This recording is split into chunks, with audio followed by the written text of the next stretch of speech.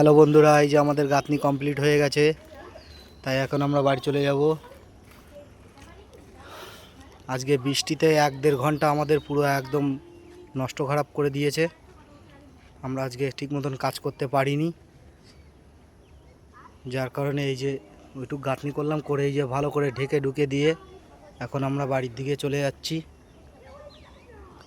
ফের কালকে আছে ছাদ ঢালাই, ছাদ ঢালাইয়ের পর দেখা যাবে।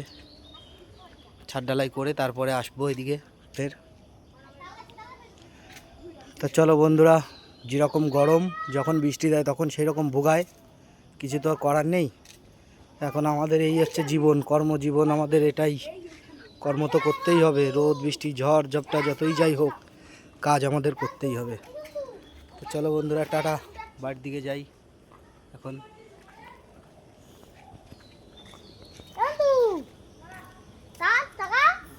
টাটা।